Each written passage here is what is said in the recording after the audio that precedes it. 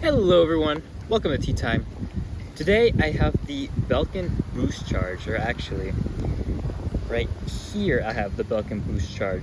So what this thing is it's basically a magnetic car charger and mount that you can just put in your car, and then you plop your phone onto it and it stays up. It's a pretty simple gadget, but I thought it would be interesting to make a little review on it, just kind of explain some of my experiences with it, and then whether I would recommend it or not. The reason why I bought this thing was I actually got an iPhone and I wanted a way to be able to, like I said, mount it in the car with MagSafe. And there are a few options out there, but this is kind of the best option that I found for me, price-wise, functionality, and just kind of design overall. So I thought, okay, let's try this one out. So basically, it's a puck, right? It's a puck that, is circular like this, and then it's got the little ring in the middle. That's where the magnets are. And then, of course, you have this little Belkin logo on the bottom, and then that's where the magnet on the bottom goes. So you can mount it this way. You can swivel it so it goes this way. But like I said, basically what you do, you just plop your phone on it and it sticks. The reason why, again, I said why I looked at this one is because, it's got a pretty nice design overall, but it actually charges it as well. So at the bottom, there's a little USB Type-C port, so you can plug that into your car, and then it can charge your phone wirelessly. So it charges at 10 watts, is what it says on the box, if you provide, the correct power output.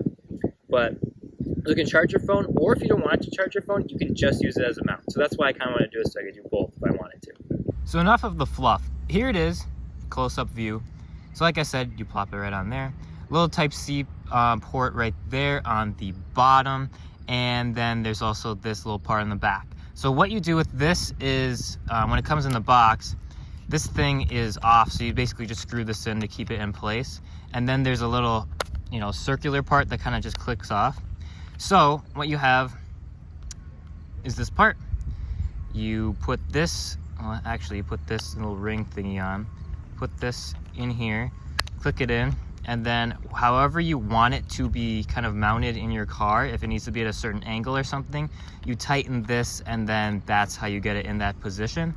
This thing just clicks in, it slides into whatever vents you have in your car, so air vents. So if you have one that is close to the driver's seat or in the middle, this will work perfectly for that.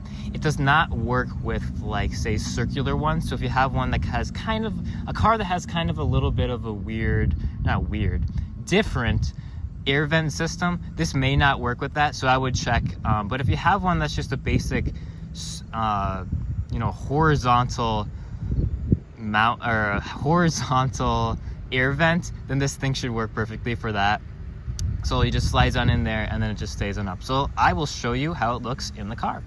So heading into this beauty of a vehicle here, as you can see, the mount is right here, right by my vent. So it fits kind of perfectly for my setup. So as you can see here, the stereo is right there, the vent is right up there. So I can just plop my phone in there while I'm driving, put on navigation, songs, whatever you need to do up there, and then that thing will just stay. As for charging it, you can charge it however, whatever works for your car. So for some people, that means routing a little USB cable, down to the cigarette lighter or a 12-volt power output. Or if your car has a built-in USB port, it might be easier to do that. So I'll show you what I do for my charging. So for me, this is just how it works out best. I have a little USB port right here on my car stereo, and then I have this cute little OnePlus cable that I got, back years ago, and OnePlus used to actually be cool. But you just plug it right on in there, and then whenever you plop your phone on there, it'll charge. You can take your phone off, so there's no need to be plugging in cables whenever you want your phone to be charged. Just plop it right on there. So here it is in action. Got my iPhone here, iPhone 13.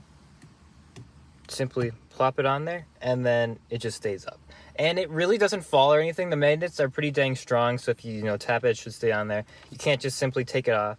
You got to kind of pull it off of the magnet. But once you get it on there, you just have to find the right spot. And then there you go, it stays. If the car is on, so let me show you that really quick. So if I turn the car on in the accessory mode, Then of course, whenever the stereo decides to turn on and then give it power, the phone will then charge once it's on there. So as you can see, 77% charged. And, you know, if we were to take this thing off, as you can see, no charge right now. Obviously, I'm just holding it in my hand. But then if I plop it on here, there you go. It starts charging, and then it just stays on up there. So it's a really, really nice way to keep your phone in the car, especially for a car that might not have a display for maps and navigation and all that. This is a great way to do it. And then say that you want to put in a landscape, you can twist the thing to change the magnet or whatever, or you can just put the singular, you know, the circular magnet. You can just kind of put it like right about there, and then you can have it landscape too if you want to. It's not going to fall off. Like I said, the magnets are pretty dang strong. It's I've never had any problems with it ever falling or anything like that, but it's pretty simple and it just works really well. So this right here would be a pretty average use case for it. As you can see there, if you're just going along, you have your songs playing that you can pull up, and you can also just have Google Maps that's sitting right on there. So it's, like I said, a super easy thing because you can just plop it right on, plop it right off. But it was just sitting right there in the car, you know, anyone who needs to see it can see it, and there's not a whole lot more to it. If you really wanted to get crazy with it too, you could also use it as kind of a mount for video calls or recording or something like that. Again, this is not really the best position because it's kind of right in the middle, but you could see me perfectly fine. Right now it's just sitting right there on the little MagSafe mount, but you know, if you, for whatever reason, need to take a call in the car while you're driving, you know, I'm driving like this, you can probably see half my face. So, and you can always put on any of the other air vents and any stuff like that, but it's not gonna move around, it's not gonna fall on you. So you know what, it's just an option, right? Because it's being held up right now, so kind of cool. Before I conclude, I just wanted to show you the box here as well. So this is what it says, the Belkin BoostCharge magnetic wireless charger. So you can see it says 10 watt fast wireless charging, so you just plop your phone out there. MagSafe compatible, and it says it's for the iPhone 12 series. Obviously it works for the iPhone 13 series as well, and most likely the 14 series. Not sure why I wouldn't. And then, as you can see here, it says that they can swivel, just like I said, and you can just plop it right on in there. It also comes with a USB Type-C to C cable. Some versions of this also come with a USB Type-C charger that you can just plug into the car. I think that's an extra $10. I decided not to go for that one because I already had a way to plug it in the car, and if I needed to get one, I already had USB Type-C car chargers anyway, so I thought I may as well save the $10. But it does come with this regardless of which one you get, so you can easily plug it into your Belkin BoostCharge and then to your car as well. At the time that I purchased this thing, I got it for $40.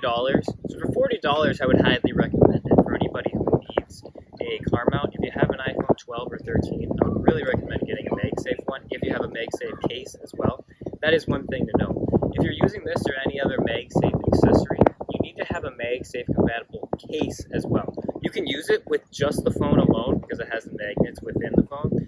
But if you have a case on it, you need to have a MagSafe case so that it stays stuck. If you just put a regular case on your phone, the magnets won't go through it all that well, and it will probably fall. So as long as you have a case that has that, you're good to go. But like I said, for $40, I would highly recommend this just because it offers the charging if you want it, or if you don't want to use the charging, you never have to touch it. But there are some versions like that are 20 or 30 bucks, you know, like you can get it where it's just a magnet, you put it on there, it doesn't have any charging functionality. I would say pay the extra 10 or 20 bucks to get the charging functionality, just in case you need it. Say you're on a road trip for 6 hours and you just need to charge your phone.